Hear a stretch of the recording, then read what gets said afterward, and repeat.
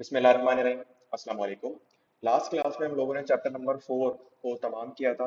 Chapter number 4 से कोई सवाल आप लोगों का हो तो आप लोग पूछ सकते हैं। किसी का कोई सवाल नहीं? हाँ। आज हम लोग पढ़ने जा रहे हैं एक इंटरेस्टिंग चैप्टर। आप लोगों ने दराज की ऐप तो यूज की है, सबने की है। क्या आप लोगों ने कभी गौर किया है कि जब आप लोग दराज पर जाते हैं और आपने कोई पुराना ऑर्डर किया हुआ हो, आप कहेंगे मुझे दोबारा वो ऑर्डर करना है, तो वो आपकी पास्ट में सेव होगा। आप जाएंगे और ऑर्डर अगेन पे क्लिक करेंगे और दोबारा से ऑर्डर हो जाएगा। कितना आसान था।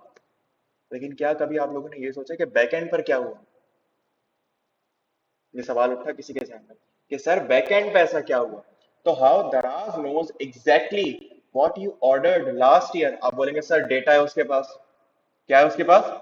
लेकिन मेरा आपसे सवाल है कि क्या वो डेटा ऐसा है कि मैंने डेटा जमा किया और लाकर, जैसे कचरा होता है, वो लाकर एक जगह उंडेल दिया, सब जगह पहाड़ खड़ा कर दिया। तो इस कचरे के अंदर आपका नाम, ऑर्डर डिटेल्स, एड्रेस, ये सब कचरा भरा हुआ है। इसी तरीके से मुस्कान आपका, इस तरीके से आपका, आपका सबका। क्या इस तरीके से कचरा भरा हुआ है? ऐसा कुछ है? नहीं, ऐसा नहीं है। इसके बैक एंड के ऊपर एक डेटाबेस मैनेजमेंट सिस्टम है, जिसकी जिम्मेदारी क्या है कि उस डेटा को प्रॉपरली मैनेज करके रखना। आप लोग FAR 1 पढ़ रहे हैं, टैक्स पढ़ रहे हैं, डेटा सिस्टम्स पढ़ रहे हैं, इनके नोट्स बना रहे होंगे। FAR 1 के नोट्स बना रहे होंगे, टैक्स के बना रहे होंगे, डेटा सिस्टम्स के नहीं बना रहे होंगे। ठीक है। तो सवाल ये है कि आप वो नोट्स किस तरीके से बनाते हैं। क्या आज के दिन जितनी बातें हुई वो उठाकर एक पेज पर लिख दी? ऐसा करते हैं? क्या करते हैं? मिसाल के तौर पे आज IS 16 शुरू कराया सर ने, तो आप क्या करेंगे? पहला काम, इंपॉर्टेंट स्टेप्स नोट करेंगे। फिर कहीं भी कर लेंगे, पूरे रजिस्टर में नहीं, कहाँ करेंगे? IS 16 का एक सेक्शन बनाएंगे या पेज पे हेडिंग डालेंगे कि यहाँ मैं सिर्फ IS 16 की बातें करूंगा। अब मेरा आपसे सवाल, एक स्टूडेंट है जो पता है क्या करता है, वो ये करता है कि उसके पास एक रजिस्टर है और वो 3 सब्जेक्ट पढ़ रहा है, FAR 1, टैक्स और DSR। आज के दिन FAR 1, टैक्स, DSR तीनों की क्लासेस हुई। उसने क्या किया, आज जो सर हम बातें बताएंगे वो भी लिख ली, फिर उसके नीचे टैक्स की भी लिख ली, फिर उसके नीचे DSR की भी लिख ली। फिर उसके बाद अगले पेज पे गई, उस पर भी यही वाला काम कर दिया उस स्टूडेंट ने। फिर अगले दिन इस तरीके से। मुझे सिर्फ ये बताएं कि जब लास्ट डे पर वो रिवीजन करने बैठेगी, तो क्या उसे ये पता होगा कि IS 16 के अहम पॉइंट्स क्या हैं? नहीं पता होगा। क्यों? उसने तो पूरा कचरा कर दिया एक जगह पर। तो ये मसला आता है अगर आप डेटाबेस मैनेजमेंट सिस्टम ना बनाए। अगर आप डेटाबेस मैनेजमेंट सिस्टम ना बनाए, इसी प्रॉब्लम को रिजॉल्व करने के लिए डेटाबेस मैनेजमेंट सिस्टम आया। तो जैसे ही मैंने दराज पर जाकर ऑर्डर अगेन किया, ऐसा क्या हुआ कि उसको याद आ गया फौरन से कि मुनीब अख्तर ने आज से 6 महीने पहले ये प्रोडक्ट इस प्राइस पर ऑर्डर की थी। तो आज मैं उसको ये प्रोडक्ट, अगर प्राइस चेंज हुई है, तो इस प्राइस पर दे देता हूँ। क्यों? उसके पास मेरा एड्रेस सेव रहा। क्या दराज पर बार बार एड्रेस डालने की जरूरत होती है? फोन नंबर डालने की जरूरत होती है? नहीं होती। एक बार ही पूरा डेटाबेस मेंटेन हो जाता है। तो वो किताब जहां पर आपकी कंपनी का या ऑर्गेनाइजेशन का डेटा मेंटेन हो रहा है, IT की जुबान में बात करूं, तो उसे क्या कहा जाता है? डेटाबेस। ठीक है। लेकिन क्या सिर्फ उस डेटा को मेंटेन करना है या जरूरत पड़ने पर उससे काम भी निकलवाना है? ये सवाल है असल। सर रखना है तो क्या मसला है, किताब में लिख लो। मैंने ये बात क्यों कही कि FAR 1, आप बोलेंगे सर बात तो एक ही है ना, मैं FAR 1, टैक्स, DSR एक पेज पर लिखूं, क्या फर्क पड़ता है? पूरा सेशन खत्म होगा तो कोई आपसे सवाल करेगा FAR 1 के नोट्स बनाए, आप बोलोगे हाँ बनाए। टैक्स के नोट्स बनाए, हाँ बनाए। DSR के नोट्स बनाए, हाँ बनाए। कुछ समझ आ रहा है? नहीं, ये नहीं आता। ये सवाल गलत है। ये मसला है। डेटा है उस किताब के अंदर, लेकिन क्या आप उससे सवाल कर सकते हो? क्या आप उससे सवाल कर सकते हो? क्या आप ये पूछ सकते हो उस डेटा से कि मुझे समझाओ IS 16 क्या है? नहीं कर सकते। क्यों नहीं कर सकते? क्योंकि सब मैसअप हुआ है। अब मैं एक और सिनेरियो लेता हूँ। वो सिनेरियो क्या है कि आपने एक सेक्शन बनाया, वो जो हम बचपन में, याद होगा, मिस बनवाती थी SST के अंदर, ये हिस्ट्री का पोर्शन, ये ज्योग्राफी का पोर्शन। क्यों बनवाती थी? इसीलिए बनवाती थी कि जब आपको बोला जाए कि ज्योग्राफी से रिलेटेड चीजें लिखो, तो आप ज्योग्राफी वाले में लिखो, हिस्ट्री से रिलेटेड बातें हिस्ट्री में जाकर लिखो। इस वजह से। वरना क्या होता, आप आखिर में बैठ के सोचते रहते यार, ज्योग्राफी वाले चैप्टर्स कौन से थे, कौन सा सवाल था, हिस्ट्री वाले चैप्टर्स कौन से थे, कौन सा सवाल था। तो मेरी बात समझे, यहाँ पर दो काम हुए हैं। एक डेटा बनाया, डेटाबेस बनाया, दूसरा मैनेजमेंट सिस्टम। मैनेजमेंट सिस्टम का मतलब क्या है कि जब मुझे उस डेटा की जरूरत पड़े तो वो मुझे लाकर भी तो दे तमीज से। और मेरा मसला क्या है कि डेटा जब मुझे मिले तो सही वक्त पर मिले, जल्दी मिले। यही ऑब्जेक्टिव है ना, कि मैं ऑर्डर प्लेस करूं दराज पे जाकर, मैं ऑर्डर प्लेस करूं दराज पे जाकर, 1 घंटे तक वो बैठा सोचता रहे मुनीब अख्तर कौन है, इसका नंबर क्या है, इसका एड्रेस क्या है। अगर ऐसा होगा आप ऑर्डर प्लेस करेंगे? तो क्या होना चाहिए, मैंने यहाँ ऑर्डर प्लेस किया, फौरन से नाम नंबर सब कुछ आ जाए। तो ऐसा क्या हुआ बैकएंड पर कि मेरे क्लिक करते ही, अब जरा समझिएगा, ये मेरा क्लिक करना क्या है, मेरा क्लिक करना बिल्कुल ऐसा ही है जैसे मैं आपसे आपकी किताब से पूछ रहा हूँ IS-16 के नोट्स दिखाएं। तो जब वो सब मैसअप हुआ हुआ था, तो आप क्या बोलेंगे, सर मुझे 5-6 घंटे का टाइम दें, क्योंकि जहां जहां IS-16 की बातें, मैं उन सबको उठाकर एक जगह कंपाइल करूंगी और फिर आपको दूंगी। लेकिन अगर एक प्रॉपर डेटाबेस मैनेजमेंट सिस्टम बना हुआ होगा तो आप क्या बोलेंगे, सर 1 सेकंड का टाइम देंगे ले आपके IS-16, बस मुझे पेज पलटना है। फर्क समझ में आया? तो ये फायदा है डेटाबेस मैनेजमेंट सिस्टम का। अब आपने क्या किया होगा, आपने जस्ट दराज की ऐप खोली होगी, अपना पुराना ऑर्डर ढूंढा, माय ऑर्डर्स में जाकर और बाय अगेन पे क्लिक कर दिया, इतना आसान काम। लेकिन क्या दराज की ऐप के लिए भी इतना आसान काम था? नहीं। तो विदाउट डेटाबेस क्या होता, वो ये समझा रहा है। सर हो सकता है कि जब आप लॉग इन करते तो वो आपको ऑर्डर्स किसी और के दिखा रहा होता। क्यों दिखा रहा होता किसी और के? क्योंकि सर आपने IS-16 की बातें IS-38 में भी लिखी हुई हैं, IS-41 की बातें IFRS 15 में सब मैसअप किया हुआ है। तो क्या वो आपको आपका ही डेटा दिखाता या गलत डेटा भी दिखाता? गलत डेटा भी दिखाता। Wrong price. सर शायद आप ऑर्डर करने जा रहे हैं AC, वो आपको प्राइस दिखा रहा है फ्रिज की। क्यों? डेटाबेस ही तो नहीं है उसके पास, उसको पता ही नहीं है कि कौन सा फ्रिज ऑर्डर किया था, कौन सा AC ऑर्डर किया था, किस प्राइस पे ऑर्डर किया था आपने, किस वेंडर से ऑर्डर किया था। रॉन्ग लोकेशन, आपका एड्रेस ना है। अब गौर करें इन सब में मसला क्या है, डेटाबेस सही नहीं था सिर्फ। अच्छा मेरा आपसे सवाल, इस चीज को मिक्स मत कीजिएगा, क्या यहाँ पर मसला ये है कि जब आपने पहली दफा ऑर्डर प्लेस किया होगा तो उसने गलत डेटा लिया होगा आपसे, या आपने गलत डेटा दिया होगा? यहाँ ये मसला है? यहाँ ये मसला नहीं है। अगर ये मसला होता तो कौन से चैप्टर की बात है ये, कौन से चैप्टर की बात है? थर्ड फर्स्ट, जहां पे हमने ये डेटा की क्वालिटी से रिलेटेड मसले पढ़े थे, क्या आपकी डेटा की क्वालिटी सही नहीं है? यहाँ पर मसला ये है, सर डेटा की क्वालिटी तो बहुत अच्छी है लेकिन मैंने उसे रखा हुआ सही से नहीं है। मेरे पास है तो मर्सिडीज की E क्लास, लेकिन मैंने उसे मट्टियों में रखा हुआ है। कौन सी थी? कौन सी? M5? और BMW M5 है मेरे पास, और मैंने उसे मट्टियों में रखा है। बताओ कैसे दिल पे गुजरेगी हमारे? तो यही फायदे हैं। डेटा सही है, डेटा की क्वालिटी का मसला नहीं है यहाँ पर। रॉन्ग से हरगिज मतलब ये मत लेना कि आपने डेटा जमा गलत किया था वही कलेक्शन के टाइम, आपको कस्टमर ने गलत डेटा दे दिया था। नहीं, उसने सही डेटा दिया था, लेकिन आपने क्या किया, आपने इसका नंबर उसके नाम के साथ, इसका एड्रेस उसके नंबर के साथ सब मैसअप कर दिया। तो यहाँ पर ये मसला होगा, नंबर गलत नहीं है, लेकिन क्योंकि आपने डेटाबेस मैनेजमेंट सिस्टम सही से नहीं लगाया, तो अल्टीमेटली क्या हुआ, सारा काम खराब हो गया, सारी मेहनत पे पानी फिर गया। System crash. During the ETL, when millions of customers are ordering at the same time, the whole system would crash because it couldn't handle the chaos. तो आपने एक प्रॉपर स्ट्रक्चर नहीं दिया था, तो अल्टीमेटली हुआ क्या कि लोग ऑर्डर प्लेस करते चले गए, लोग ऑर्डर प्लेस करते चले गए, डेटाबेस में डेटा भरता चला गया, और एट द एंड उसे समझ ही नहीं आ रहा था। क्योंकि गौर करें, डेटाबेस नहीं बना हुआ तो उसे समझ ही नहीं आ रहा था किस बंदे ने क्या प्रोडक्ट ऑर्डर किया। मसला समझ में आ रहा है? अब डेटाबेस मैनेजमेंट सिस्टम की खासियत क्या है, जब आपने माय ऑर्डर्स पे क्लिक किया, डेटाबेस मैनेजमेंट सिस्टम प्रोसेस में आया, उसने क्यूरीज को प्रोसेस किया और आपके सामने लाकर रिजल्ट दे दिए। तो अल्टीमेटली क्यूरी क्या थी आपकी यहाँ पर, आपकी क्यूरी ये थी कि सर मुझे बताइए कि मैंने पिछले 10 दिनों में क्या ऑर्डर किया था माय ऑर्डर्स से करा। फिर आपने अगला सवाल ये किया कि मुझे ये बताओ कि इस प्रोडक्ट की अभी प्राइस क्या चल रही है, इस प्रोडक्ट की अभी प्राइस क्या चल रही है। फिर तीसरा काम मैंने क्या किया, मैंने कहा ऑर्डर प्लेस कर। तो ये जो सारे स्टेप्स मैंने किए, जो मैं बटन क्लिक कर रहा हूँ, इसे क्या कहते हैं, क्यूरीज। ये मैं उसको क्या दे रहा हूँ, क्यूरीज दे रहा हूँ। अल्टीमेटली अगर ये काम आप जुबान से करते तो क्या करते हैं, बोलते मुझे बताओ मैंने क्या ऑर्डर प्लेस किया।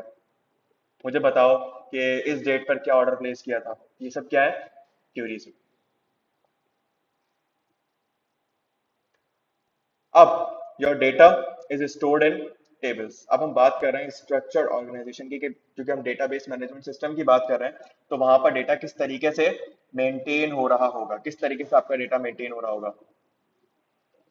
आपके पास, ये बात कर रहे हैं हम कि दराज के बैकएंड के ऊपर जो कस्टमर्स का डेटा, ऑर्डर्स का डेटा, ऑर्डर डिटेल्स वगैरह, ये सब किस तरीके से आ रही होंगी, किस तरीके से आ रही होंगी। दराज के पास एक होगा कस्टमर्स टेबल। अब अगेन जरूरी नहीं है सब ऐसा ही हो, मैं एक एग्जांपल के तौर पर समझा रहा हूँ आपको, गौर कीजिएगा जरा इसको। कि एक होगा आपके पास कस्टमर्स का टेबल जिसमें सारी इंफॉर्मेशन किससे रिलेटेड होगी, कस्टमर से। मिसाल के तौर पे क्या होगा कस्टमर का, और एड्रेस, मोबाइल नंबर, और ऑर्डर क्या किया ये भी होगा। ऑर्डर क्या किया ये होगा। सवाल, ये अच्छा सवाल है, यही डिफरेंशिएशन है। डिफरेंट टेबल्स हैं, डिफरेंट टेबल्स हैं। कि क्या उसमें ये भी लिखा आ रहा होगा कि किसने क्या ऑर्डर किया, नहीं आ रहा होगा, नहीं आ रहा होगा। कस्टमर की डिटेल्स आ रही होंगी, उसमें यह आ रहा होगा कि कौन से कस्टमर है, एड्रेस क्या है, नंबर क्या है, ये सारी बातें तो उसके अंदर आ रही होंगी, लेकिन क्या ये आ रहा होगा कि इसने ऑर्डर क्या किया, नहीं आ रहा होगा। फिर मेरे पास एक दूसरा टेबल बना हुआ होगा जिसके अंदर ये पता चल रहा होगा कि ऑर्डर क्या क्या प्लेस हुए हैं। गौर कीजिएगा जरा, क्या यहाँ पर कस्टमर की डिटेल्स आ रही होंगी,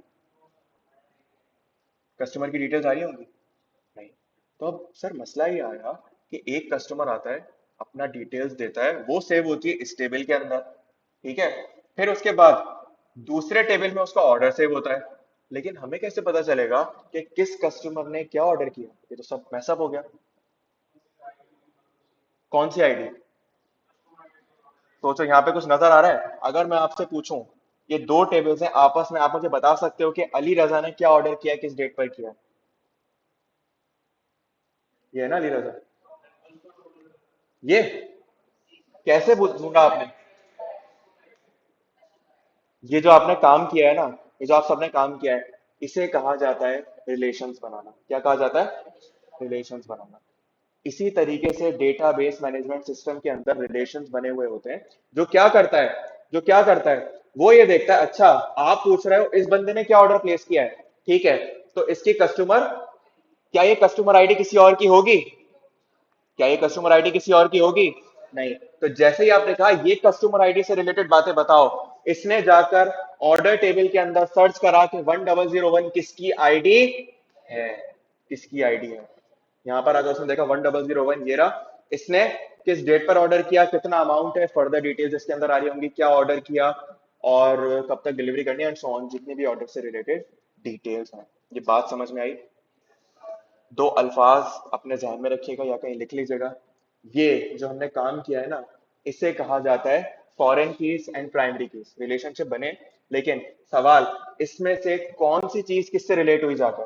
भाई सवाल है, उसने नाम से क्यों नहीं ढूंढा, यहाँ पर फोन नंबर से क्यों नहीं ढूंढा, क्या मसला है। मेरा अगर आपसे सवाल है, एक जनरल सा सवाल, अभी हमने डेटाबेस मैनेजमेंट सिस्टम पढ़ना शुरू नहीं किया, अभी हम समझ रहे हैं क्या होता है मसला।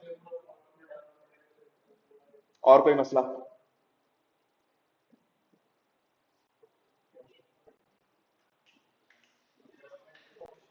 हम्म, रेलेवेंट इन्फॉर्मेशन या और कुछ, सोचो।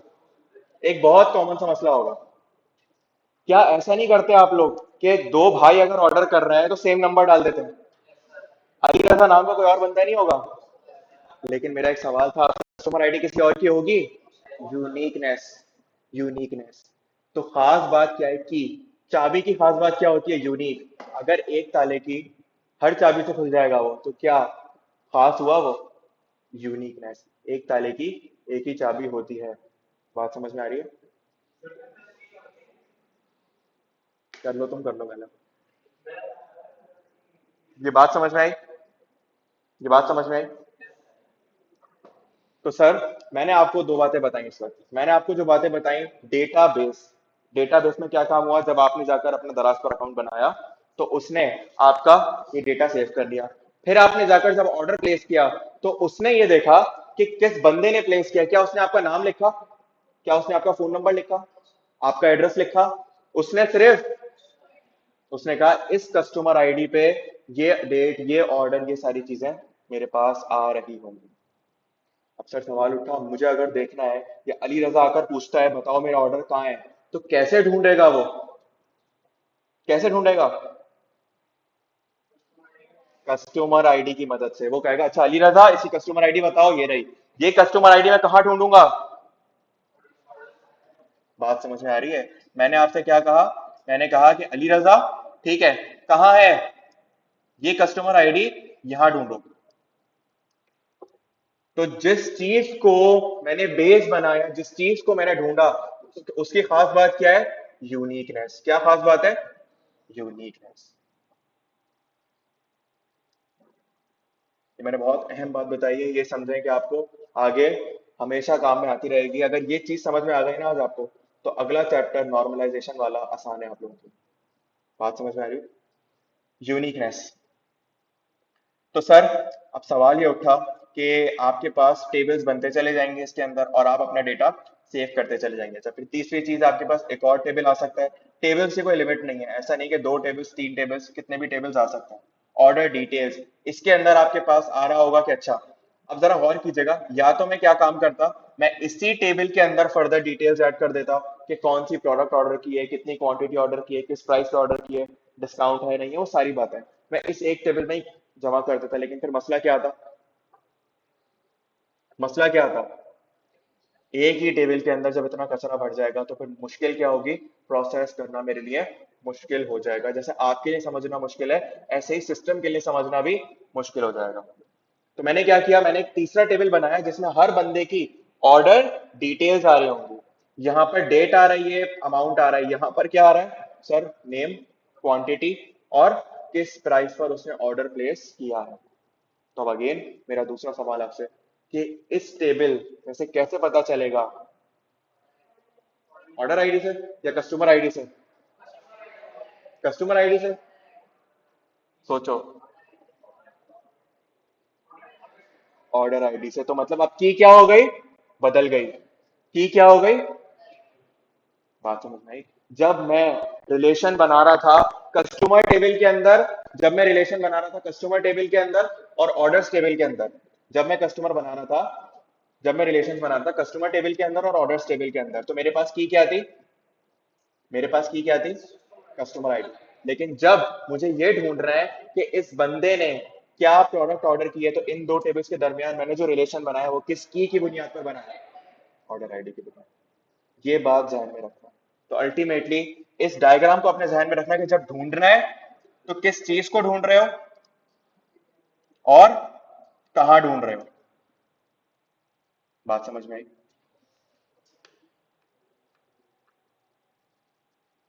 अब इसके बाद और क्या होता है डेटाबेस मैनेजमेंट सिस्टम के अंदर?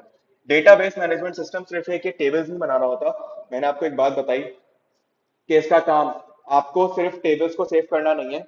इसका काम आपके टेबल्स को सेव करना नहीं है। आप इसका काम सिर्फ टेबल्स को सेव करना नहीं है, लेकिन नहीं नहीं, इधर आ जाओ। मैं कह रहा हूँ ना यार, इधर आ जाओ। इसका काम सिर्फ डेटा को सेव करना नहीं है, बल्कि इसका काम क्या है कि आपके डेटा से आपकी मर्जी का जवाब लाकर देना। तो जरा गौर करें कि सबसे पहला काम या मुख्तलिफ कामों में इसका एक काम क्या होगा? Database engine, the core workers that stores and retrieves data.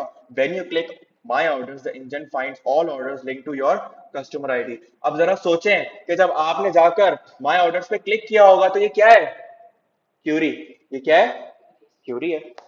Backend पर क्या हुआ होगा? सर यही तो हुआ होगा बैकएंड के ऊपर। इसने जाकर फौरन से रिलेशंस बनाए होंगे। अच्छा, इस कस्टमर ने मिसाल के तौर पे नाम बुरहान, मिसाल के तौर पे उसने कहा बुरहान, कस्टमर आईडी क्या है? 1001। उसने कहा 1001, मुझे बताओ इसमें पास में क्या क्या ऑर्डर्स प्लेस किए हैं। ये आ गए उसके ऑर्डर्स। इसने कहा अच्छा ऑर्डर आईडी क्या क्या प्रोडक्ट्स ऑर्डर किए हैं ये लोग। तो यही हुआ कि जब आप दराज पर गए और दराज पर जाने के बाद आपने माय ऑर्डर्स पे क्लिक किया, तो कैसे उसने निकाल कर दे दिया कि पिछले 10 दिनों में क्या ऑर्डर किया था, पिछले 1 साल में क्या ऑर्डर किया था, इन्हीं टेबल्स की मदद से।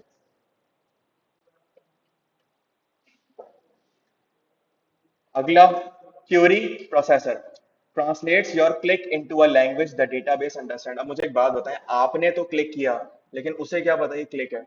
उसे तो ये पता है कि जब बंदा इस बटन पे क्लिक करेगा तो मैंने क्या टास्क परफॉर्म करना है। तो this is known as query processor. Transaction manager ensures multiple actions happen correctly especially during sales. अब मुझे एक बात बताओ कि एक प्रोडक्ट है जिसकी 10 क्वांटिटी है, ऑर्डर करने वाले 20 हैं, 20 लोगों ने एक साथ ऑर्डर प्लेस कर दिया, कुछ सेकंड्स का फर्क था, तो कैसे आइडेंटिफाई करेगा वो? डेटाबेस मैनेजमेंट सिस्टम का काम होता है, उस खासियत को क्या कहते हैं? Transaction manager. वो ये देख रहा होगा पहले किसने ऑर्डर प्लेस किया, ठीक है, दूसरे नंबर पर किसने ऑर्डर प्लेस किया, इसको दे दो, तीसरे नंबर पर किसने किया। जैसे ही 10 बंदे पूरे हुए, 11वें बंदे को वो क्या कहेगा? Sorry the product is out of stock. Daewoo की एप्लीकेशन पे सीट्स बुक कराइए, कराइए। क्या होता है उसके अंदर, अगर एक सीट बाकी हो और दो लोग एट अ टाइम चले जाएं, तो जो पहले बुक करेगा उसको मिल जाएगी। सेकंड्स के फर्क को भी वो आइडेंटिफाई कर लेता है। कौन है ये? Transaction manager. तो अगेन ये सब कहां पर हो रहा है? डेटाबेस मैनेजमेंट सिस्टम के अंदर हो रहा है। चौथी चीज, security manager checks if you are allowed to see the data, it verifies your login and ensures you can only see your own orders, not saras। सबसे खास बात क्या है? डेटाबेस मैनेजमेंट सिस्टम है, यही तो वो जगह है जहां पर कस्टमर आईडी, नाम, ईमेल, पासवर्ड सब कुछ आ रहा होगा। मुझे एक बात बताएं, अगर काम खराब हो जाए, डेटाबेस मैनेजमेंट सिस्टम खराब हो जाए, तो अल्टीमेटली होगा क्या? कोई भी किसी के भी अकाउंट में लॉगिन कर रहा होगा, अकाउंट आपका होगा, ऑर्डर डिटेल्स शायद किसी और की नजर आ रही है। अकाउंट आपका होगा लेकिन आइटम्स किसी और के आ रहे होंगे, तो ये मसला आ रहा होगा। डेटाबेस मैनेजमेंट सिस्टम इस चीज को इंश्योर करता है, सिक्योरिटी मैनेजर का काम होता है। Storage manager manages how data is physically saved on hard drives. It decides where on the disk on to store new orders for faster retrieval। अब ये जो स्टोरेज मैनेजर वाला काम है, ये आपको नहीं पता चलेगा, ये किसके लिए है? दराज के लिए। दराज को ये देखना है कि मैंने कौन सा डेटा कहां पर रखना है। मुझे एक सिंपल सी बात बताओ, आपने ऑर्डर प्लेस किया, सही है, और आज के दिन में ऑर्डर प्लेस किया, दो तीन प्रोडक्ट्स ऑर्डर करी, ये डेटा है? डेटा है। एक और सवाल, जो हमने कल पढ़ा था कि आप 1 घंटे तक बैठे हुए प्रोडक्ट्स ढूंढ रहे थे, वो डेटा था? वो डेटा नहीं था? जो आप 1 घंटे तक बैठे हुए ब्राउजिंग कर रहे थे, याद है? ब्राउजिंग हिस्ट्री, किस पेज पर कितना टाइम गुजारा, क्या वो डेटा नहीं था? वो भी डेटा था। तो अब मेरा सवाल कि मैं कौन से डेटा को कहां पे रखूं? कौन से डेटा को कहां पे रखूं? क्या सारा डेटा उठाकर यहां सामने जमा कर लेता हूं ताकि कभी भी जरूरत पड़ सकती है, ये करूं? या मुझे डिसाइड करना है कि कौन सा डेटा अभी इस्तेमाल करने वाला है, उसको सामने रखूंगा, और जो डेटा बाद में या तसल्ली से इस्तेमाल करने वाला है उसे बैक एंड पर रख दूंगा। जो तो बिग डेटा मैंने जमा किया था, क्या उसे मैं सामने रखूंगा अपने? नहीं रखूंगा अपने सामने। लेकिन अगर, सवाल बदल गया मेरा, लेकिन अगर मुझे उस बिग डेटा का रियल टाइम एनालिसिस करनी है, तो सर हाँ, फिर मुझे एक जगह पर उसे सामने रखना पड़ेगा। बात समझ में आ रही है? स्टोरेज मैनेजर का काम होता है ये देखना कि डेटा को फिजिकली स्टोर किस तरीके से करना है। डेटा को फिजिकली स्टोर किस तरीके से करना है, कौन से डेटा को फर्स्ट प्रायोरिटी पे रखना है, कौन से डेटा को थोड़ा दूर रखना है। अब दूर और करीब से फर्क क्या पड़ेगा? जो जितना दूर होगा उसको आने में उतना टाइम लगेगा, प्रोसेस होने में टाइम लगेगा। फिर डेटाबेस मैनेजमेंट सिस्टम की एक और खास बात, एसिड। क्या है? एसिड। जब भी आप कोई ट्रांजैक्शन करते हैं, जब भी आप कोई ट्रांजैक्शन करते हैं, तो उस ट्रांजैक्शन की एक खासियत को इंश्योर करना किसकी जिम्मेदारी होती है? डेटाबेस मैनेजमेंट सिस्टम की। वो क्या है? एसिड। अब एसिड क्या है? एसिड चार अल्फाज का मजमूआ है। चार अल्फाज, तो चार अल्फाज क्या है?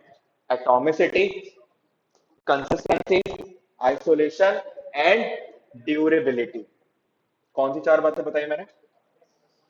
Consistency, isolation and durability. इन चारों बातों को मैं आसान आसान एक एक लफ्ज में बताऊं, तो एटॉमिसिटी क्या होती है? जब आप कोई भी ऑर्डर प्लेस करते हैं, जब आप कोई भी ऑर्डर प्लेस करते हैं, क्या कभी ऐसा हुआ कि, क्या फ्रॉड वाली बात, बैंक अकाउंट से ट्रांजैक्शन की है, इजी पैसा से, जैश कैश से, जब भी कभी पैसे ट्रांसफर करते हैं, क्या कभी ऐसा हुआ कि आपके पास से कटे ना हो और उसके पास पहुंच गए हो? ऐसा हुआ है कभी? नहीं हुआ। ऐसा खुश नसीब दिन कभी नहीं आया। या कभी ऐसा हुआ है? हुआ है? नहीं हुआ।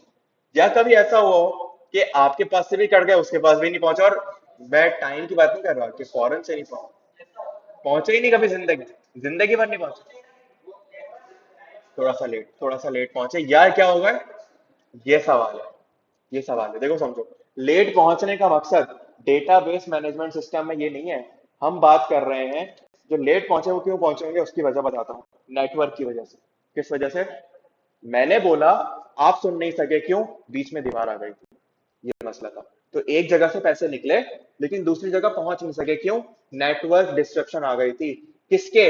आप तो बोलेंगे सर मेरा नेट कनेक्टेड था, वो बोलेगा मेरा भी नेट कनेक्टेड था, फिर क्या मसला है? लेकिन आप ये भूल गए कि बीच में एक बंदा इन्वॉल्व है, वो कौन है? बैंक। उसको भी नेटवर्क से कनेक्ट होना जरूरी है। अगर उसके नेटवर्क में डिस्ट्रप्शन आ गई तो क्या ट्रांजैक्शन होगी? वो जो आता है ना कि सिस्टम डाउन है, बराए मेहरबानी अभी ट्रांजैक्शन मत करें। तो उस नतीजे में भी क्या ऐसा हुआ कि आपकी ट्रांजैक्शन चल गई और उसके पास पैसे नहीं पहुंचे, पैसे जाया हो गए कहीं? नहीं। अगर ये होने लग जाए तो पैसे तो खो गए एक सिस्टम के अंदर, वो तो आप ढूंढ ही नहीं सकते कभी। ऐसा नहीं होता, या तो वो आपके अकाउंट में रिवर्स हो जाएंगे या फिर वो उसके पास पहुंच जाएंगे। बात समझ में आई? फिर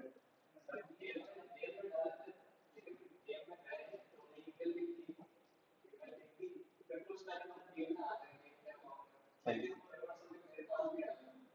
अब हुआ ये कि गेम में आपकी ट्रांजैक्शन की बुनियाद पर नहीं आए थे, गेम में ऐसे आए थे कि मिसाल लेते हैं, मैं और आप बात कर रहे हैं, आपने पैसे मुझे भेजे, आपके पास से चले गए, मेरे पास पहुंचे नहीं सिस्टम के एरर की वजह से, या मेरे पास पहुंच गए, मैं रिकनसाइल नहीं कर पा रहा कि भाई आपके भेजे में पैसे कौन से हैं। सही है, तो मैंने पैसे ऐड नहीं किए, आपने मुझे मैसेज किया सर वो पैसे ऐड नहीं किए, मैंने आपके बोलने की बुनियाद पर पैसे ऐड कर दिए, थोड़े दिनों में आपके पास भी रिवर्स हो गया, तो इस वजह से डिलेमा क्रिएट हो गया। लेकिन कभी बैंक में आप ये चीज ऑब्जर्व नहीं करोगे, क्योंकि बैंक का सिस्टम क्या है आपस में, आप बैंक को ईमेल कर दो, यार मैंने उस दोस्त को पैसे भेजे थे मिले नहीं, डाल दो काइंडली। मेरे साथ एक दफा हुआ था, मैंने बाइक में फ्यूल डलवाया, कार्ड से पेमेंट करी, तो जब कार्ड से पेमेंट करी पैसे कट गए। ठीक है, मैं ऑफिस चला गया, शाम में, या शाम में भी नहीं बल्कि 2 दिन बाद वो पैसे रिवर्स हो गए। मैं खुश हो गया, मैंने कहा वाह, मैंने कहा अकाउंट खाली कर देता हूँ, ढूंढते रहेंगे फिर, क्योंकि मुझे पता था बाद में रिवर्स होंगे वो पैसे, जब बैठेगा बैंक और रिकनसाइल करेगा तो रिवर्स कर लेगा मेरे अकाउंट से। तो मैंने कहा काम करता हूँ ना, अकाउंट खाली कर देता हूँ, नेगेटिव तो जाएगा नहीं मेरा अकाउंट। तो फिर बैंक के फोन आते रहते मुझे कि भाई करेंगे ये जुल्म मत करो। बताने का मकसद क्या है कि जब भी आप कोई ट्रांजैक्शन करते हो, वो इन 4 प्रॉपर्टीज पे बेस करती है। एक एटॉमिसिटी, अब एटॉमिसिटी में मैंने आपको एक पहली बात बताई कि आपने पैसे भेजे, सामने वाले के पास पहुंचे, सही है, आपने भेजे, उसके पास नहीं पहुंचे, ऐसा नहीं होता, या तो रिवर्स हो जाएंगे या तो ऑल और नथिंग। ये खासियत क्या है एटॉमिसिटी, मतलब कि कोई भी ट्रांजैक्शन अनब्रेकेबल है, कोई भी ट्रांजैक्शन अनब्रेकेबल है। Either the whole order succeeds or nothing happens. If your payment succeeds but the inventory update fails, the whole order is cancelled and your money is refunded. No partial orders.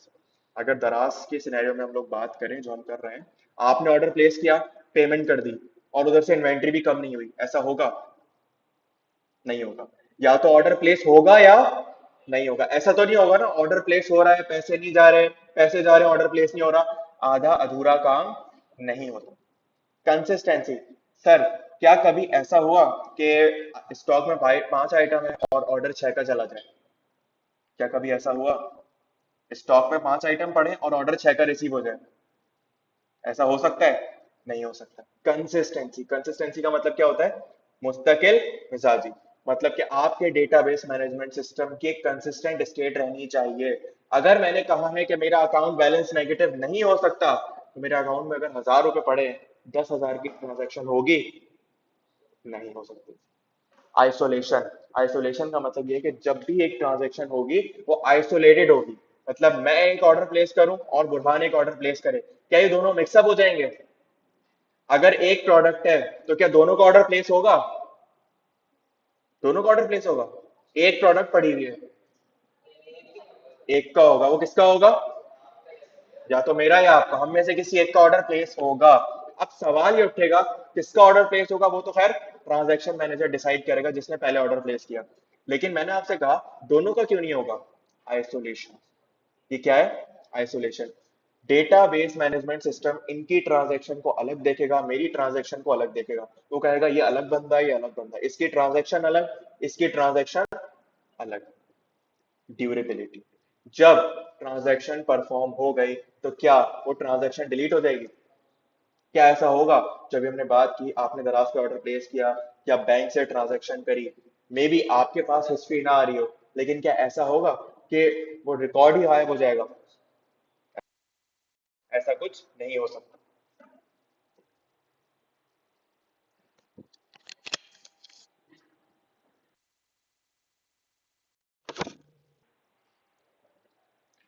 बात समझ में आई?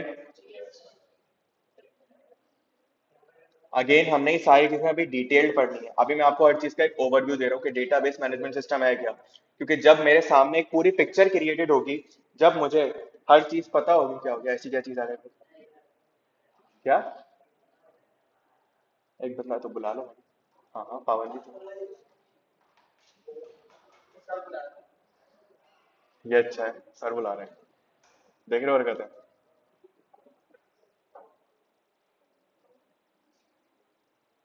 अब हम चलते हैं, अब हम डेटाबेस मैनेजमेंट सिस्टम में अगेन सिर्फ ये बातें नहीं है और बहुत सारी बातें हम यहाँ पर इन चीजों के इर्द गिर्द समझ रहे होंगे। तो डेटाबेस मैनेजमेंट सिस्टम का स्ट्रक्चर समझ में आया आप लोगों को? देखें, अगर मैं आपको शुरू कर दूं पढ़ाना, एटॉमिसिटी क्या, आइसोलेशन क्या है, नहीं समझ आएगी बात। अनटिल एंड अनलेस आपको ये समझ में ना आ जाए कि डेटाबेस मैनेजमेंट सिस्टम किस तरीके से काम करता है क्या, मकसद क्या है, पीछे भाई, भाई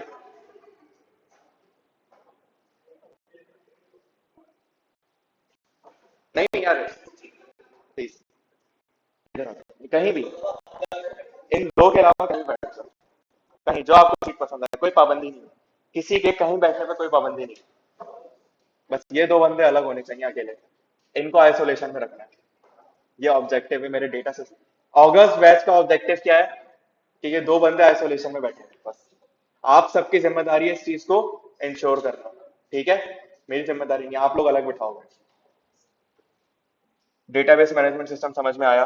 अब हम इसको पढ़ना शुरू करेंगे और आपको आसानी से समझ में आएंगी चीजें, क्योंकि हमने हर चीज का एक ओवरव्यू ले लिया। तो सबसे पहले, what is database management system? A database management system is a software that manages। अब अगर मैं आपको दिखाऊं फिजिकली कोई डेटाबेस कैसे दिखता है, इस तरीके से दिखता है।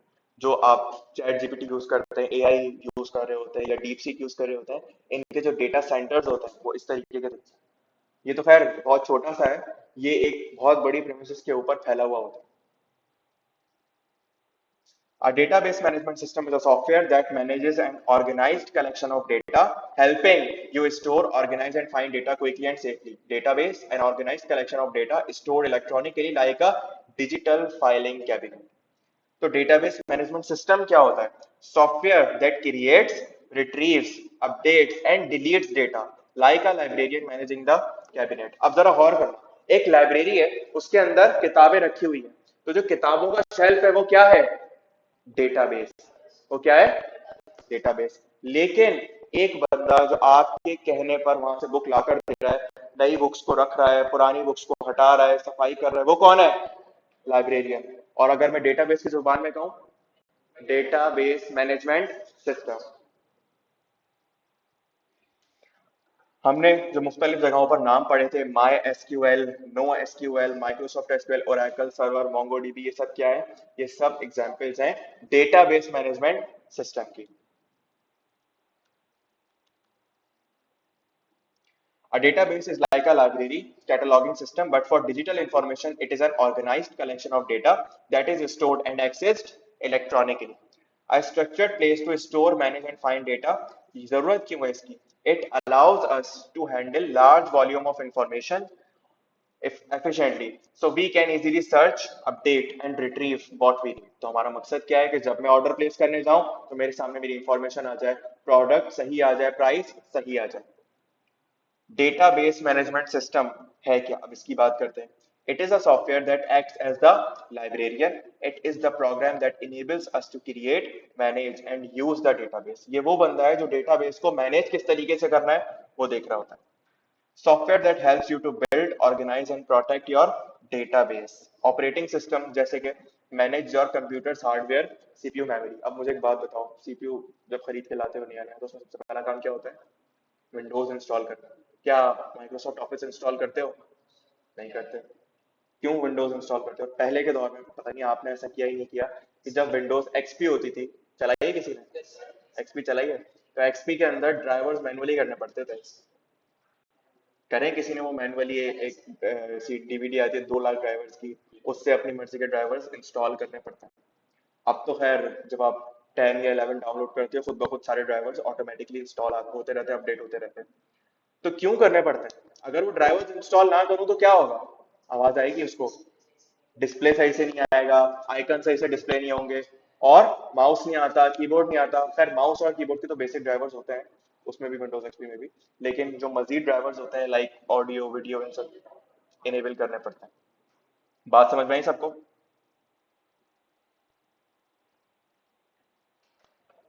तो डेटाबेस मैनेजमेंट सिस्टम का काम क्या है? Receives your request, checks if you are allowed to see, finds the data on the hard drive and gives you it to you in readable format.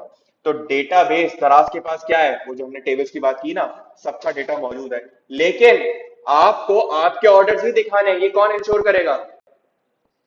Database management system. जब मैंने इसकी थोड़ी बहुत खासियत पढ़ी ना, ट्रांजैक्शन मैनेजर की जिम्मेदारी होगी, स्टोरेज मैनेजर की जिम्मेदारी होगी, सिक्योरिटी मैनेजर की जिम्मेदारी होगी।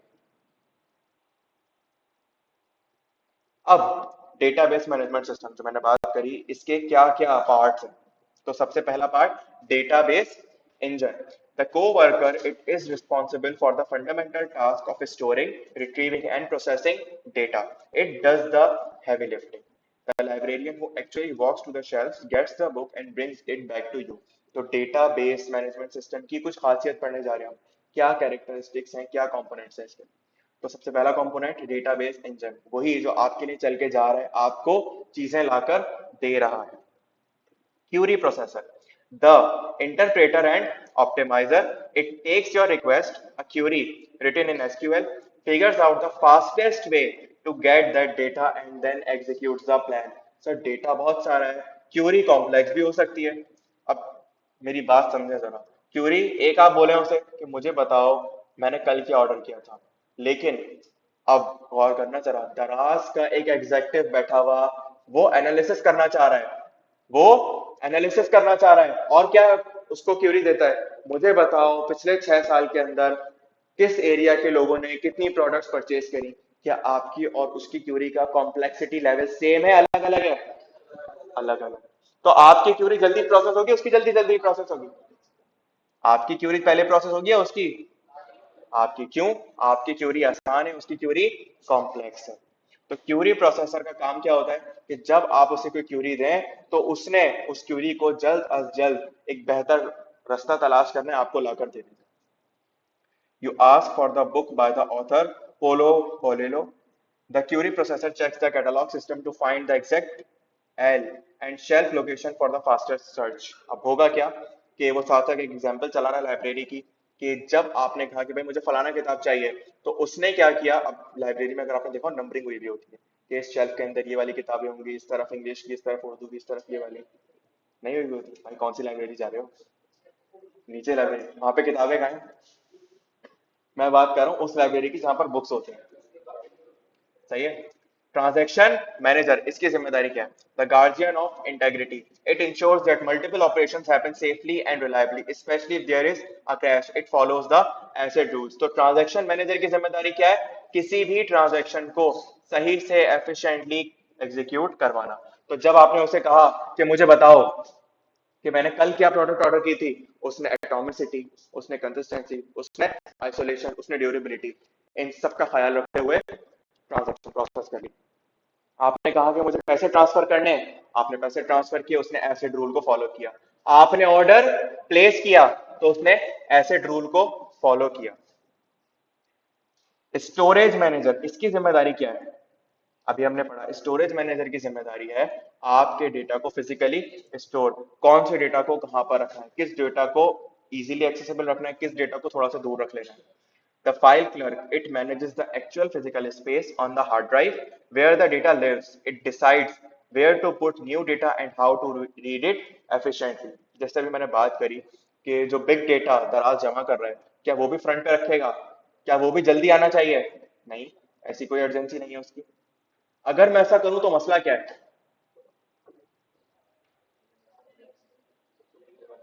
सब कुछ एक जगह हो जाएगा। डेटाबेस मैनेजमेंट, अभी आपने कितना तमीज का डेटाबेस मैनेजमेंट सिस्टम देखा। सोचो अगर मैं बिग डेटा को यहाँ लाकर जमा कर दूं, तो पहली बात तो वो स्ट्रक्चर्ड ना हो, शायद अनस्ट्रक्चर्ड हो, उसको यहाँ पर लाकर कचरे में मिक्स कर देना, तो जो मेरी असल क्यूरी थी वो प्रोसेस हो पाएगी? नहीं हो पाएगी। सिक्योरिटी मैनेजर, इसकी जिम्मेदारी क्या है सर? इस चीज को इंश्योर करना कि आपके ऑर्डर्स आप ही के सामने आने चाहिए, किसी और के सामने नहीं आने चाहिए। The security guard, it handles authentication, checking your ID to make sure you are who you say you are, and authorization, checking if you are allowed to see that specific data. तो होगा क्या कि अभी आप लोग अलहम के portal पे जाएंगे, तो जब आप लोग अलहम के पोर्टल पे जाएंगे तो आपको जो हिडन लेक्चर्स हैं वो नजर ही नहीं आएंगे, जिनके लिए एक्सेस की जरूरत है। नजर आएंगे? नहीं आएंगे। वो नजर आएंगे जो सिर्फ मैंने अलाउ किए। उसके अलावा लेक्चर्स आपको विजिबल नहीं होंगे। तो सर वो विजिबल कैसे होंगे? एक्सेस लेना पड़ेगा, तो आपकी आईडी बनेगी, आपको सरनुमान को एक्सेस ग्रांट कर देंगे। तो फिर जब आप लोग लॉग इन कर कर जाएंगे अलम के पोर्टल पे, तो आपको वो लेक्चर्स भी नजर आ रहे होंगे जो और किसी को नजर। तो मैंने डेटाबेस मैनेजमेंट सिस्टम को क्या बोला कि एक बंदा आएगा, उसकी आईडी ये होगी, उसका पासवर्ड ये होगा, तो उसको तुम ये सारी चीजें देखने देना। अगेन, अगर मैं ये बोल दूं कि इसको ऑडिट के लेक्चर्स नहीं दिखाने, तो क्या दिखाएगा? नहीं दिखाएगा।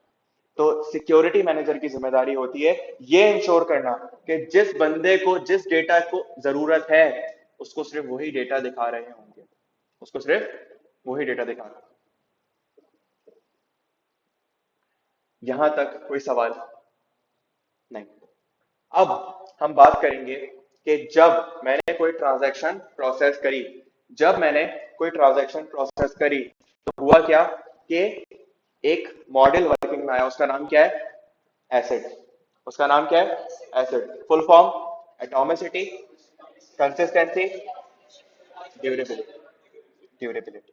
सबसे पहली चीज, अब एटॉमिसिटी क्या है? Imagine you are transferring money from your bank account to friend, you check your balance, see the money is gone and feel good. But what if at the exact moment the bank server crash? अगर उस moment के ऊपर bank का server crash हो गया, तो मसला है। When it comes back on you, would your money be gone from your account but not yet arrived in your friends? That would be a disaster. So अगर ये मसले होने लग जाए कि आपके अकाउंट से भी पैसे चले गए, उसके पास भी नहीं पहुंचे, तो क्या बैंक पर रिलायंस रहेगी? हम तो डरते ही रहेंगे कि यार ऐसा ना हो जाए कि पैसे चले जाएं और वहां पर पैसे ना पहुंचे। This is why database follow a set of rules called ACID model. It's a promise from the database that transaction will be handled safely and reliably. तो एक database management system का वादा है, उसका वादा है कि मैं आपकी ट्रांजैक्शन सही से एग्जीक्यूट करवा दूंगा। और वो चार स्टेप्स क्या है? चार स्टेप्स क्या है? एटॉमिसिटी, सबसे पहली चीज क्या है? एटॉमिसिटी। एटॉमिसिटी के बारे में खास बात क्या है? ऑल और नथिंग। सर कैसे याद रखें इस बात को? हमने केमिस्ट्री में, फिजिक्स में एटम तो पढ़ा होगा ना? कहाँ पढ़ा था? केमिस्ट्री में, फिजिक्स में? केमिस्ट्री। एटम पढ़ा होगा। तो एटम क्या होता है? सबसे छोटा पार्टिकल होता है। उसके बाद कुछ होता है? क्या होता है? क्या होता है? मॉलिक्यूल्स होता है। सबसे बड़े होते हैं। उसके अंदर क्या होता है? एटम के अंदर कितने एटम्स होते हैं? एक मॉलिक्यूल के अंदर कितने एटम्स होते हैं गालिबन? नहीं, one one one into 10⁻24 atoms.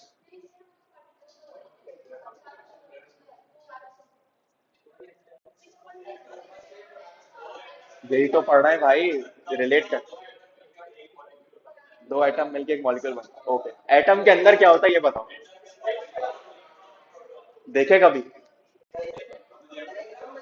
क्या? डायग्राम? डायग्राम में मैं यहाँ दिखा दूं डेटाबेस मैनेजमेंट सिस्टम, मान लोगे? भाई एटम देखा किसी ने? आयन देखा किसी ने? फिर कैसे बता आयन होता है? मतलब जो आपको केमिस्ट्री में दिखा, बोला हाँ एक मोल होता है, उसके अंदर मॉलिक्यूल होता है, फिर एटम होता है, फिर आयन्स होते हैं, वो इधर घूम रहे होते हैं, वो इधर नहीं जा सकता, वो उधर जा सकता है। और किसी ने नहीं सोचा सर ऐसा होता भी है, नहीं होता। लोग बोलते हैं भाई इस चेयर के अंदर इतने मोल्स हैं, मॉलिक्यूल्स हैं, नजर आए किसी को? नहीं आया नजर। सही है। खैर बताने का मकसद क्या है, मैंने एटम की एग्जांपल यहाँ पर क्यों दी? एटम के अंदर बिल्कुल आयंस वगैरह होते होंगे, लेकिन एटम को कंसीडर किया जाता है सबसे ज्यादा स्मॉलेस्ट। ठीक है, तो स्मॉलेस्ट से खास बात क्या है कि उससे छोटा कुछ नहीं है, अनब्रेकेबल होता है वो। तो यहाँ पर इसका नाम इसीलिए रखा गया एटॉमिसिटी, कि अनब्रेकेबल। अनब्रेकेबल मतलब उससे छोटा कुछ नहीं। तो ऑल और नथिंग, या तो पूरे का पूरा एटम होगा या नहीं होगा, ऐसा नहीं हो सकता कि आधा एटम है आधा एटम नहीं है। इसीलिए यहाँ पर इसका नाम यूज किया गया। What happens if only part of a transaction succeeds? वही वाली बात कि पैसे चले जाएं और पहुंचे नहीं, आधा काम हो। पूरा काम क्या था? यहां से जाए वहां, ये पूरा काम था। आधा काम क्या होगा? यहां से चले गए वहां नहीं पहुंचे, यहां से भी नहीं गए वहां पहुंच गए। ये क्या है? आधा अधूरा काम। ऐसा होना पॉसिबल है? नहीं होता। तो एटॉमिसिटी इस चीज को इंश्योर करता है। अ transaction is an indivisible unit of work, ये खास लफ्ज है इसके लिए। इनडिविजिबल मतलब टूट नहीं सकता। इट्स ऑल और nothing. If every step of the transaction succeeds, the changes are saved. Nothing. If any steps of the transaction fails, it's as of the entire transaction never happened. The database is rolled back to its previous state. तो मतलब अगर मिसाल के तौर पे आपने पैसे भेजे चार लोगों को, आपने एक वक्त में पैसे भेजे चार लोगों को, ऐसा होता है कि जब यूजुअली कंपनी सैलरीज चलाती हैं तो आपके ख्याल में वो क्या एक एक बंदे को अलग अलग भेजते हैं, 1000 एम्प्लॉयज 2000 एम्प्लॉयज नहीं, वो एक पूरा लिस्ट बनाते हैं और उठाकर सिस्टम में डालते हैं, सबके अकाउंट में सैलरी पहुंच जाती है। तो मेरा सवाल, अगर किसी एक जगह कोई मसला आएगा तो सिस्टम क्या करेगा? या तो उस एक को पैसे भेजेगा या नहीं भेजेगा। क्या ऐसा कोई काम करेगा वो कि पहले बोलेगा सबको पैसे भेज देता हूं फिर पैसे सबके काट लूंगा? सवाल समझ में आया मेरा? पहले मैं एक काम करता हूं, सबके अकाउंट में पैसे भेज देता हूं और फिर इनके अकाउंट से, कंपनी के अकाउंट से पैसे डिडक्ट कर लूंगा। ऐसा हो सकता है? नहीं हो सकता। एटॉमिसिटी। इसके बाद in short atomicity guarantees no money vanishes into the air. तो ये जो बीच में ये सारी बातें लिखी हैं वही एग्जांपल है जो अभी हम जबानी डिस्कस कर रहे हैं। कंसिस्टेंसी। कंसिस्टेंसी की मैंने बात करी तो कंसिस्टेंसी का उर्दू में मतलब है मुस्तकिल मिजाजी। मुस्तकिल मिजाजी मतलब फॉलो द रूल्स, आपने एक काम कंसिस्टेंटली करना है।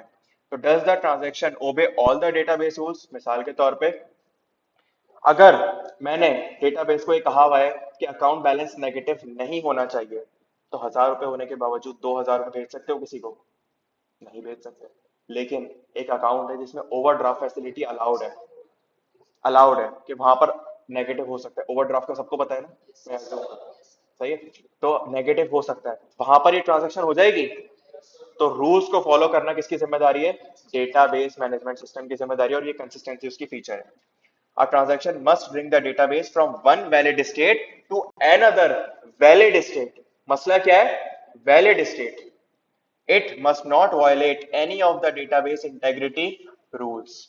What are the integrity rules?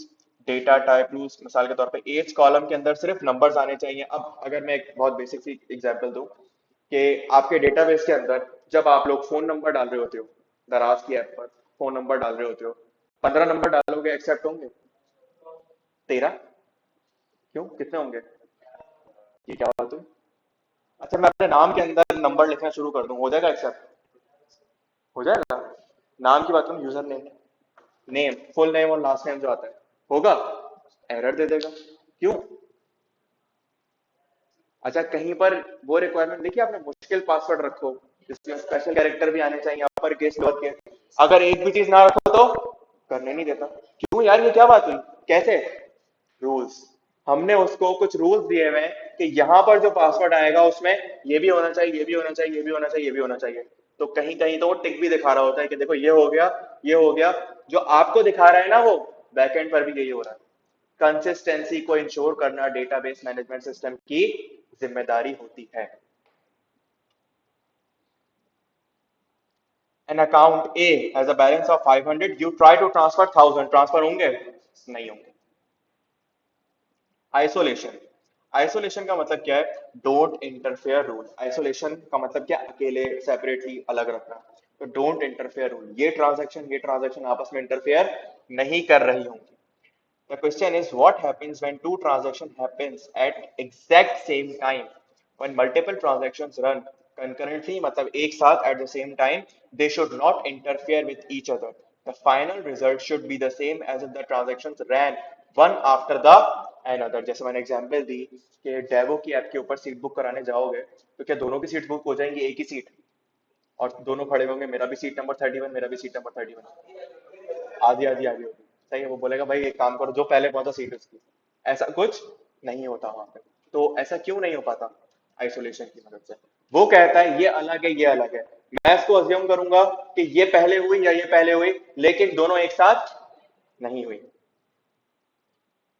Imagine two transaction happening the exact same moment transaction X transfer rupees 200 from account A to account B check the balance of account B तो हुआ क्या कि मैंने पहले पैसे भेजे और अपने अकाउंट का बैलेंस चेक किया तो मुझे एक बात बताएं क्या वो इन दोनों चीजों को मिक्स कर देगा वो बोलेगा या तो मैं तुम्हें भेजने से पहले का पैसे बताऊंगा या भेजने के ऐसा कुछ होगा कि बीच के पैसे दिखा रहा हूँ यार देखो 2 रुपए चले गए 2 रुपए रहता है ऐसा कुछ होगा कहाँ पे होता है ऑर्डर करने से पहले वो कैलकुलेशन करके आपको दिखा रहा था बिल्कुल लेकिन मैं ट्रांजैक्शन प्रोसेस करने की बात कर रहा हूँ एक तरफ आपने ऑर्डर प्रोसेस कर दिया और दूसरी तरफ आप उसे कह रहे हो कि मुझे बताओ ऑर्डर है या नहीं तो वो कहेगा या तो ऑर्डर किया है या ऐसा कुछ बताएगा बीच में यार आधा ऑर्डर चला गया आधा ऑर्डर अभी बाकी है वो चला जाएगा थोड़ी देर में ऐसा कुछ होता है ऐसा कुछ होता है जागो ना भाई क्यों सो रहे हो ड्यूरेबिलिटी ड्यूरेबिलिटी की खास बात क्या है कि आपकी ट्रांजैक्शन कोई सवाल ड्यूरेबिलिटी की खास बात क्या है permanently save what happens if the power goes out right after the transaction succeeds मतलब इधर आपने पैसे ट्रांसफर किए उधर सिस्टम क्रैश कर गया बैंक की लाइट चली गई कुछ भी whatever the reason is तो क्या जो आपने ट्रांजैक्शन की है अगले दिन आप बैंक जाओ बोलो यार वो मैंने पैसे भेजे थे सर पता नहीं वो लाइट चली गई थी ऐसा कुछ हो सकता है सर वो हमने सुबह आकर कंट्रोल एस प्रेस नहीं किया था तो रात को जितनी भी ट्रांजैक्शन हुई वो डिलीट हो गई हैं बनाए मेहरबानी आप दोबारा पैसे कमा लीजिए और ले आइए हम भूल गए किसको कितने पैसे गए ऐसा कुछ होगा नहीं हो सकता once a transaction is committed successfully completed अच्छा शर्त क्या है कंप्लीटेड मतलब एटॉमिसिटी वाला काम हो चुका या तो ट्रांजैक्शन हो गई या नहीं हुई आइसोलेशन में हुई है और कंसिस्टेंसी को सामने रखते हुए हुई है जब ट्रांजैक्शन हो गई तो अब क्या उसको सेव करना है हमेशा के लिए बिल्कुल रखना and you receive a confirmation its changes are permanent. They will survive any future system failure, crash, or power outage. It gives you confidence that your data is safe and won't just disappear. आपका data कहीं खोया नहीं है save है bank transfer की example है you successfully transfer ₹1000 the screen says transaction complete and you get an SMS at that exact second the entire city has a power cut and the bank servers go down what durability does when the power comes back and the servers restart the database checks its logs, it sees that your transfer transaction was committed. It ensures that account A is still rupees 1000 lighter and account B is rupees 1000 heavier. तो ऐसा बीच में कुछ नहीं होगा कि कहीं से चले गए कहीं से नहीं चले गए कहीं पर सेव नहीं हुआ पूरी ट्रांजैक्शन को क्या कर रहा होगा सेव कर रहा होगा पूरी ट्रांजैक्शन को सेव कर रहा होगा the change is permanent and was not lost in the crash ये चार फीचर समझ में आए एटॉमिसिटी कंसिस्टेंसी आइसोलेशन ड्यूरेबिलिटी अगर मैं एक एक लफ्ज में आपसे पूछूं एटॉमिसिटी का मतलब ऑल और nothing consistency follow the rules सारे रूल्स फॉलो करने आइसोलेशन आइसोलेशन आसान लफ्जों में बता दो उर्दू में पहले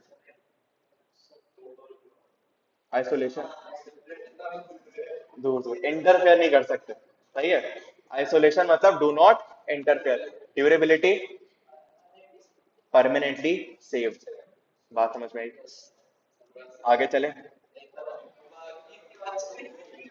क्यों भाई मजा नहीं आ रहा पढ़ने में बोरियत हो रही है वाक्य सुना दो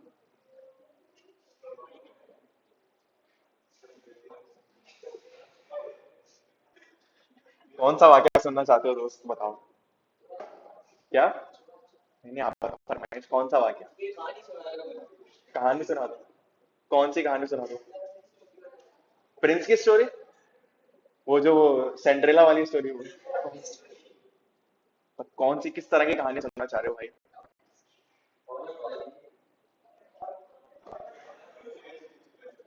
हॉरर स्टोरी?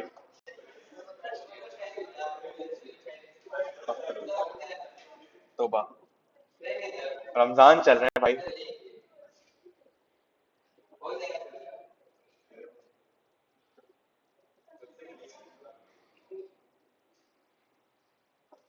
इसमें कोई बात जो समझ में आई हो? सब समझ आ गया? सबको क्लियर है? जी। सवाल कर लूं सबसे? नहीं करूं सवाल? नेक्स्ट क्लास में तो सर, अच्छा, डेटाबेस मैनेजमेंट सिस्टम नाम की भी कोई चीज होती है? सर ऐसा भी कुछ होता है क्या? अभी थोड़ी मजा आएगा। मजा तो तब आएगा जब अचानक क्लास में आते हैं, हाँ भाई बताओ ये क्या था। ऐसे ही पूछेंगे फिर, बताओ भाई एटॉमिसिटी क्या था, अचानक से फिर पता चलेगा। चले फिर, अब इंशाल्लाह हमारी क्लास, अब हमारी क्लास इंशाल्लाह, भाई किस्सा सुना रहा हूँ। अब हमारी क्लास इंशाल्लाह ईद के बाद होगी, ये किस्सा है। ठीक है? तो तब तक आप लोगों की जिम्मेदारी क्या है कि जिसके लेक्चर्स पेंडिंग, क्या है? रोजा रखे हुए? रोजा रखे हुए आराम से। सही बात है। क्या? यार 10 वाले नोट आ नहीं रहे। 10 वाले, 10 वाले नोट आ नहीं रहे। तो इंशाल्लाह हमारी क्लास ईद के बाद होगी। 10 वाली? 20 वाले नोट ले आओ यार। जी। खवातीन, प्लीज, प्लीज इधर तवज्जो दे लें आप लोग। तो अब हमारी क्लास इंशाल्लाह ईद के बाद होगी। सही है? रमजान का आखिरी अशरा चल रहा है, बराए मेहरबानी आप लोगों से रिक्वेस्ट है कि इबादत पे ध्यान दें। आखिरी अशरा है। अब छुट्टियां दे रहा हूँ ना। आखिरी अशरा है, और आखिरी अशरे के में क्या चीज होती है? शब कदर। आखिरी अशरे में क्या होता है? शब कदर। शब कदर की खास बात क्या है? शब कदर की खास बात यह है कि ये वो रात है जो कि 1000 महीनों से बेहतर है। तो किसी सर्टेन डे पर है शब कदर? किस दिन है? 7 रातों में से एक रात है। सही बुखारी की हदीस है कि आप सल्लल्लाहु अलैहि वसल्लम अपने हुजरे से बाहर आए। आप सल्लल्लाहु अलैहि वसल्लम अपने हुजरे से बाहर आए, ये बताने के लिए कि आओ मुझे पता चला है कि ताक रात कौन सी, शब कदर कौन सी है ताक रातों में से। इतने में दो मुसलमान लड़ रहे थे, तो आप सल्लल्लाहु अलैहि वसल्लम ने कहा कि मुझसे शब कदर छुपा ली गई। क्यों? क्योंकि दो मुसलमान लड़ रहे थे। आज हमारी ये चीज कितनी कॉमन है कि लड़ाई झगड़ा, मतलब सब तैयार है लड़ने के लिए। सब तैयार है, मतलब मौका चाहिए हमें लड़ने के लिए, जरा सा कुछ हो जाए और हमें लड़ना है। तो आप ये देखें कि लड़ाई का कितना बड़ा इम्पैक्ट पड़ा है कि लड़ाई की वजह से शब कदर छुपा ली गई। तो अगर लड़ाई ना होती तो शायद हमें पता चल जाता कि ये है शब कदर, और हम उस एक दिन पे सारी इबादत कॉन्स्टेंटली करते। बात समझ में आ रही है? तो शब कदर में इबादत करें, शब कदर तलाश करें, अपने लिए, अपने घर वालों के लिए, सबके लिए दुआएं करें, और मुझे भी दुआ में याद रखिएगा। लड़ाई झगड़े से गुरेज किया करें। लड़ाई झगड़े से कोई फायदा नहीं होगा। अब देखो यार, मैं कोई 40 साल का तो होने जो मैं ये बातें करूं, आप लोग बोलो सर कैसी बातें कर रहे हैं। एक बात बताऊं, लड़ाई झगड़े से कोई फायदा नहीं होगा। अगर दो बंदे लड़ रहे होंगे ना, तो दोनों ये साबित कर रहे होंगे कि मैं सही हूं।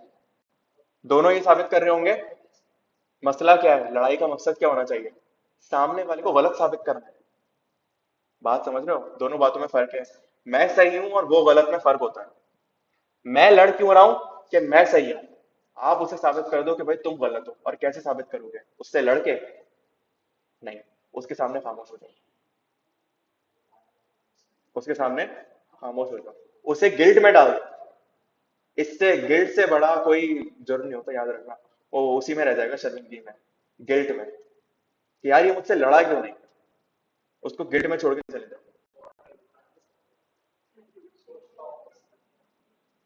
बात समझ में आ रही है? नहीं भाई, गुस्सा सबको आता है, मैं इस पर डिनाई नहीं करूंगा कि नहीं गुस्सा क्यों आता है। गुस्सा नहीं आना चाहिए, बुरी चीज होती है। बुरी चीज होती है, लेकिन कंट्रोल करना हमारी जिम्मेदारी है। गुस्सा आए तो जरा सोचो कि इस गुस्से का इम्पैक्ट क्या होगा। क्या मैं उस इम्पैक्ट को बचा सकता हूँ, अच्छा कर सकता हूँ? क्या क्या करोगे? गलत बात को मैं, मेरा सवाल ये है आउटकम। भाई देखो, दो आउटकम है। या तो एक आउटकम ये होगा कि भाई मैं लड़ूं उससे और अपना मकसद पूरा कर लो। मकसद पूरा होगा लड़ने से? नहीं होगा। अगर लड़ोगे तो वो भी लड़ेगा, लेकिन मेरा पॉइंट ये है कि उसको गलत साबित कर दो ना, इससे बड़ा उसके लिए शर्मिंदगी क्या होगी? आप जीत जाओगे अल्टीमेटली। आप लड़ो इस चीज के लिए नहीं कि मैं जीत जाऊं, इस चीज के लिए लड़ो कि वो हार जाए। वो हार जाए। बात समझ में आ रही है कुछ? और कोई किस्सा बताएं। इतनी अच्छी बात बताई है इनको सबे कदर की, फिर भी इनको शेरो शायरी सुननी है मतलब। भाई मैं कहाँ से आया हूँ, क्या समझ रहे हो?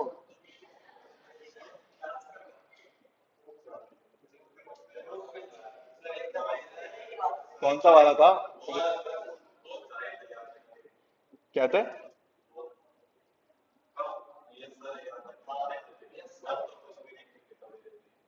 क्या था यार, मुझे तो याद भी नहीं, बात उस वक्त आया होगा, देखो ये उस वक्त आई बात, मैंने बोली।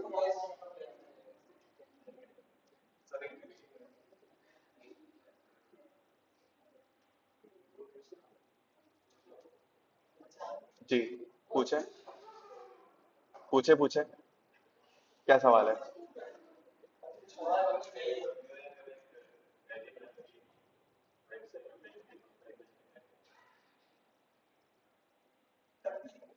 बता दो भाई। बता दो भाई।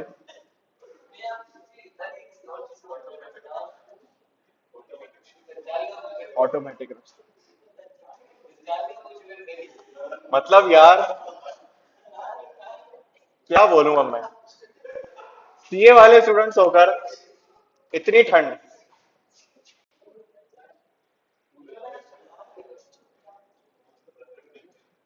क्या है? दज्जाल का मुझसे पूछना, मेरा कजन थोड़ी है, ऐसे पूछ। ये क्या सवाल है सर? दज्जाल का पूछ रहे हैं आपसे? कजन थोड़ी है मेरा जो भी आया, मैं मिल के आ रहा हूँ उससे।